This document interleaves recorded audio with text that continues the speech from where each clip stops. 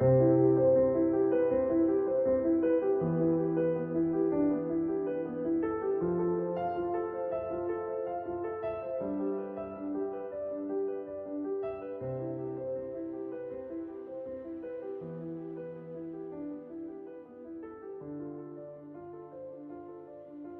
you and we're about to go on a little adventure together. That adventure is going to span 118 years of Tudors, and it's going to be one generation at a time. How does that sound to you? I'll be your host this evening. My name is Christina. Thank you for joining us here at my Tudor era Tapestry.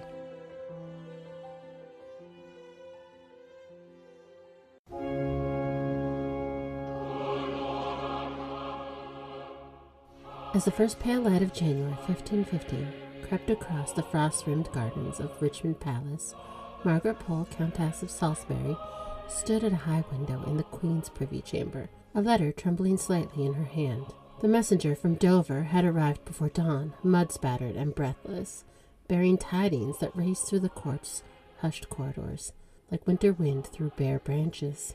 King Louis XII of France was dead. The old monarch had succumbed on New Year's Day, scarcely 3 months after his marriage to Princess Mary Tudor, Henry's younger sister. Maggie turned from the casement and met Catherine of Aragon's gaze. The Queen, wrapped in furs against the chamber's chill, sat by the fire with her embroidery untouched in her lap.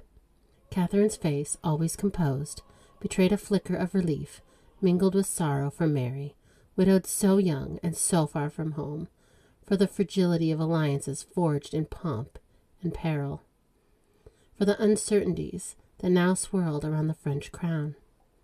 God rest his soul, Catherine murmured, crossing herself, and guard our sister Mary in her grief. Maggie knelt beside her mistress, placing the parchment on the low table between them. The letter detailed the bare facts. Louis, his body failed from gout, and the exertions of a marriage meant to secure an heir that never came. No child had quickened. The throne passed to his cousin, Francois, Duke of Angoulême, now King Francis I, a vigorous young man of 20 whose ambitions already stirred whispers across Christendom. Mary, clad in white, for French mourning custom, remained in seclusion at Cluny to observe the 40 days prescribed for royal widows, lest she carry a posthumous heir. The Countess felt the weight of these tidings settle upon her, like the cold stone of her Plantagenet past. Her second son, Arthur, had been among the noblemen who escorted Princess Mary to France the previous autumn. One of the gentlemen of the privy chamber chosen for the journey, riding in the glittering train that crossed the channel amid trumpets and banners. Arthur had written home of the splendor, the coronation, the banquets, where peacocks strutted in their feathers, the French court's elegant intrigues. Now those letters lay silent, and Maggie wondered at the dangers that might yet attend her boy at court, a court suddenly reshaped by a new king's rise. Yet amid concern for Arthur came a deeper, quieter reflection. The sudden unraveling of her marriage left the princess vulnerable. Alone among strangers, her dower and jewels the subject of sharp negotiation. Maggie, who had known the sting of political marriages and the precariousness of royal favor, prayed silently that Mary would return safely, her widowhood a shield rather than a snare. In the days that followed, Richmond buzzed with subdued activity. Courtiers rode out with letters and gifts, while the court prepared for Mary's return. Maggie oversaw the ordering of chambers, the airing of tapestries, the quiet prayers in the chapel for the departed king and the living princess. She moved through these tasks with her customary dignity, her dark gown a somber echo of mourning, yet her spirit unbowed. The Boleyn girls, Anne and Mary, had gone with the French household. As January deepened and snow dusted the palace roofs, Maggie pondered the wheel of fortune that turned so swiftly. A marriage celebrated with tournaments and te deums had ended in a cold bedchamber. The old king's hopes had crumbled, leaving a young widow to navigate her path home. In the quiet hours, Maggie knelt beside Catherine, their rosaries clicking in unison, binding their shared faith to the uncertain future. The Countess, restored to the title and favor only few years before, felt the fragility of all earthly crowns. Yet in service to her queen and loyalty to the Tudor line, she had found her anchor. in this frosty January of 1515, as news of the French king's passing reached English hearths, and a princess prepared to return home. Maggie Pole stood vigilant, guardian of hearth and heart, her Plantagenet blood tempered by Tudor grace, watchful for the next turn in the dance of power and providence.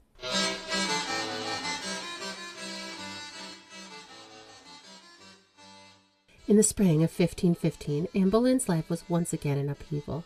She had been studying in the Lowlands, at the same court as Princess Mary's first betrothed, Prince Charles. But then Princess Mary had denounced her betrothal to Charles, and plans were made for her to wed King Louis XII instead. Anne had traveled from the Lowlands down to France and served the princess turned queen for 2 months until the king had died. As Queen Mary made plans to depart back home to England, Anne made preparations to stay in France with her sister Mary. Anne was now 13, and her sister Mary was 15. They would stay in France and serve the new French Queen Claude. Queen Claude was 15, just like Mary, and the daughter of the old King Louis XII. The old king had married his daughter Claude to his heir, the first prince of the blood, Francis, Duke of Angoulême, now King Francis I. Queen Claude was pregnant. She would have her baby at 16 in the fall. Anne couldn't imagine her sister Mary, the same age, already pregnant, but Claude's husband was her father's heir, and it was her duty to provide Francis an heir, the future King of France. While Claude was growing a baby, Francis had a wandering eye. Everyone pretended not to notice, but they noticed. Anne was sure of it. Francis had a new woman hanging on him every time Anne saw him, it seemed. She didn't recall kings acting like this in her father's stories of court. She had always imagined the old King Henry as stoic and serious, only thinking about the realm and his wife, the queen. Anne was excited to serve Queen Claude. Mary seemed to be too, but she was also a bit boy-crazy and was taking notice of the king's men, younger now that the king himself was only 20 years old. Anne and Mary Boleyn had just started their French lives, and they wouldn't give it up this quickly.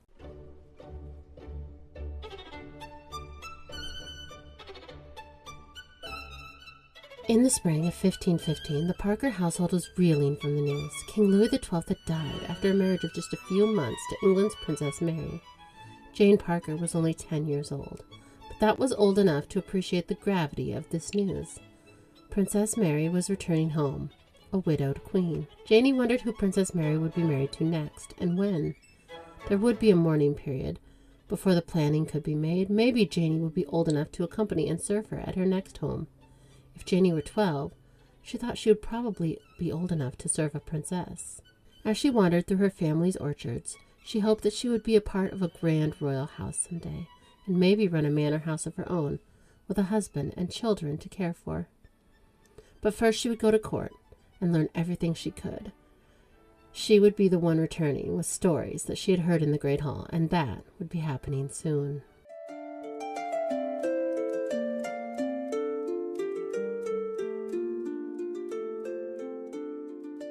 The warm May sunlight of 1515 streamed through the tall windows of Greenwich Palace, where Mary Tudor, now 19, widowed and newly returned from France, sat in her privy chamber, with her golden hair unbound for once, cascading like sunlight itself over a simple gown of black velvet trimmed with ermine.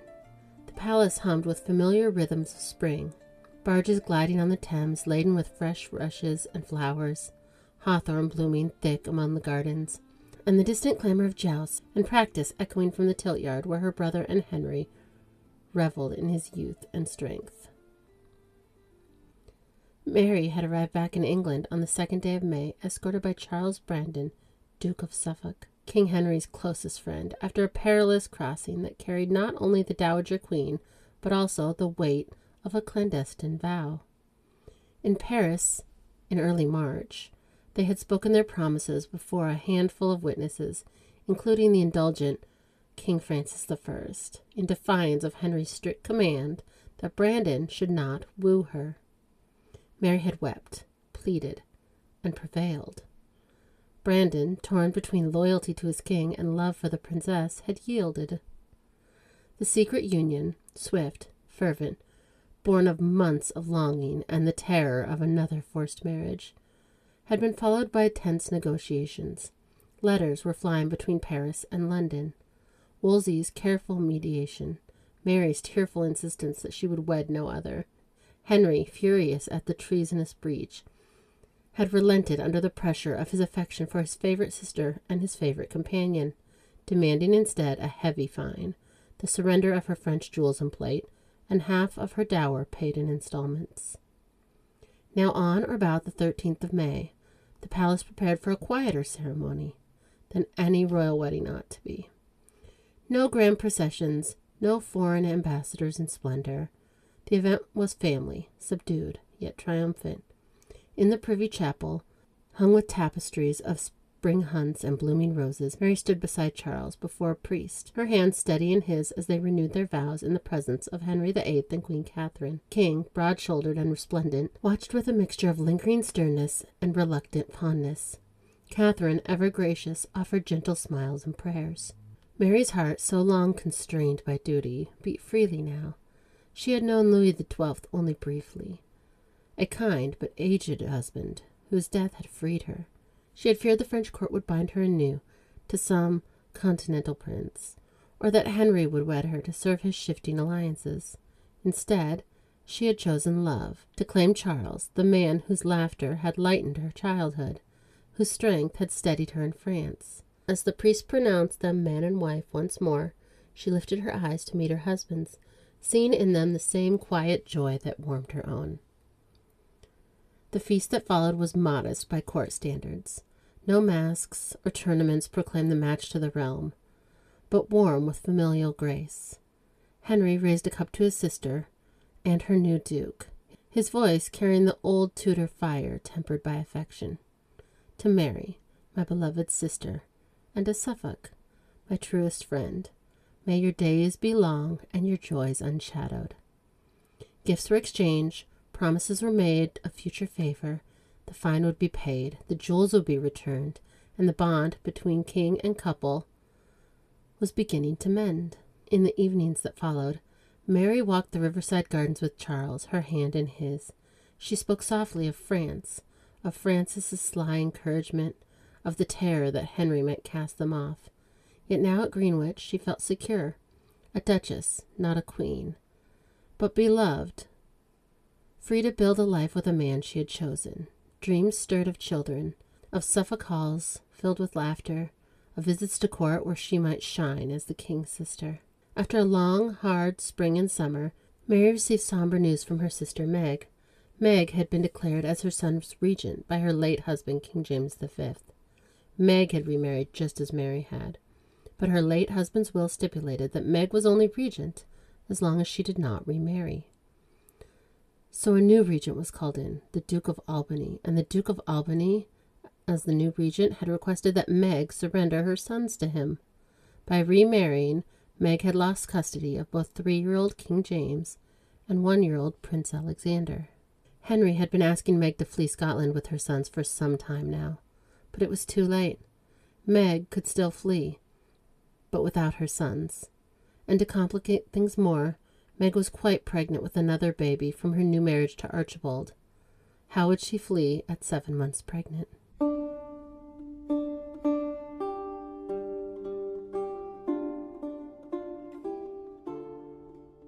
Jane Seymour ran through the summer meadows. Now 7 years old, she was the leader of the pack, watching over her little sisters, but she wasn't the star of the show. Jane was good and sweet and kind and obedient. She would dutifully watch over her sisters as they played.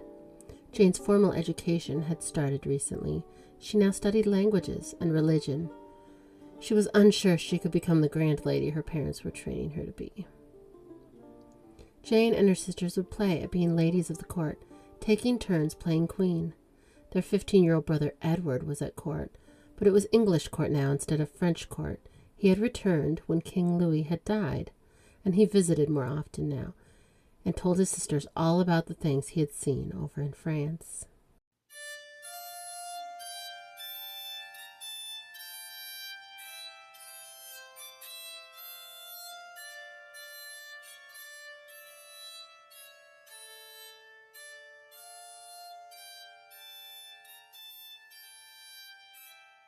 In the cool summer of 1515, Maria of Hewlett-Cleveburg lay in her bed laboring for her second child. She already had one 3-year-old daughter, Sibylla, with her husband John, the heir to the Duchy of Cleves. On the 20th of June, 1515, Anna of Cleves was born. She joined her sister in following their mother in a long line of German princesses. Baby Anna's parents had been married 6 years at the time of her birth. Just 2 years into their marriage, Maria's father had died. As a woman, Maria could not rule over her inheritance, so her husband ruled in her place. Maria had started to have babies, hoping for a male heir, but so far they had managed their 2 healthy daughters.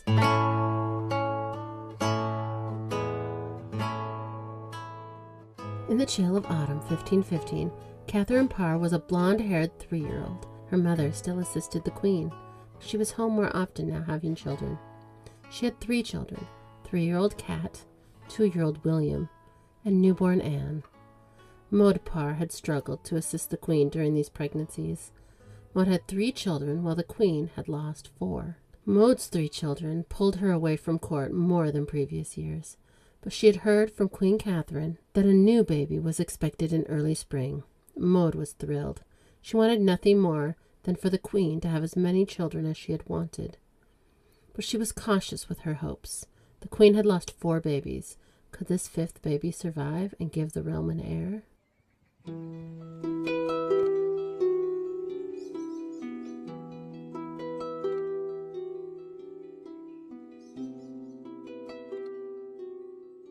As the already cool autumn of 1515 sunk into even more of a chill, Catherine of Aragon was cautiously pregnant. This was her 5th pregnancy in 6 years. None of her babies had survived long, if at all. Henry used to say there would be more children, but these days she wasn't so sure. She prayed for a safe pregnancy and delivery, but God had not seen fit to answer her yet. She would be 30 before this baby was born. Her sister Juana had all 6 of her children before she was 30. Her sister Maria had 8. Catherine did not understand why God was choosing not to bless her. Henry had been keeping busy. He enjoyed spending time with Catherine's 17-year-old lady-in-waiting, Elizabeth Blount. Henry had his eye on her for some time, but now they weren't keeping it a secret, as it once was. Henry always returned, but this one seemed to be lingering longer than others. Catherine hoped this pregnancy would help bring the king back around again. If she could provide an heir, surely he would see her value again. Her sister-in-law Meg had also learned she was pregnant. She had been forced to give up so much when she lost her regency, including her only 2 sons. She escaped, very pregnant, from Scotland. She had been given permission to travel near the English border, and when no one was looking, Meg crossed the border in disguise into northern England. In northern England, she had gone into labor prematurely. Catherine had received word, and she had been so worried. She prayed for Meg and her babe. Too many of Catherine's babies had come early, but this time Meg's baby had survived. She was a girl, born on English soil. Meg had named her Margaret, like herself and her grandmother, my lady the king's mother. The baby had lived, but Meg was not doing well. She had been weakened from her escape and delivery. Catherine offered up prayers of thanksgiving for baby Margaret and prayers of health and recovery for her sister-in-law Meg, finally back in home in England, but still so far away.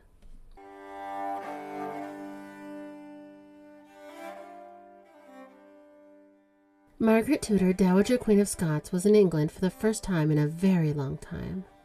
She had lost her regency in Scotland back in May. Meg had remarried, and the Lords used a clause in her husband's will to strip her of her power and her children. They had removed her sons from her custody in August. Meg had tried to stop them. She had refused, but there were too many of them, and they had not accepted her refusal. Henry offered her safety in England, but she had no way to get there. People were always watching. Meg had used her pregnancy as an excuse. She had gotten permission to prepare her lying-in at a castle near the English border. She had traveled there under those pretenses. She stayed there for less than a month and decided to flee before she delivered her baby. Meg had traveled in secret, incognito, and crossed the border into northern England. She had arrived just in time. Less than a week after arriving, she began her labor pains too early. Meg's little daughter, also named Margaret, had been born early but strong. Her tiny cry both broke Meg's heart and swelled it with joy. Little Margaret was getting stronger every day, but Meg wasn't. She was weak and had been for weeks. The doctors weren't able to help her. Was this how her mother had felt before she died after Catherine's birth? But that had been quicker, just a few days. Meg had been ill for weeks. Then, in December, Meg received devastating news from Scotland. Her son, little Prince Alexander, had died at the age of 1. They had made her give up custody of him, and they couldn't even keep him safe. She didn't know what had killed him. Meg was angry, but she was also ill and very far away. They couldn't take this baby away, though. This baby was hers and safe in England. She thought of her sister Mary. Meg had been such an influence on her little sister. Just after Meg's secret marriage, Mary had gone through with a secret marriage of her own. Meg prayed for her little sister that she wouldn't struggle as Mary had, but Mary didn't have children for them to take away. You can share your thoughts with me at longlivethequeenpodcast@gmail.com. Slide into my DMs on Facebook or Instagram at Long Live the Queen Podcast, or join the party on Patreon, where we have extended episodes and bonus content.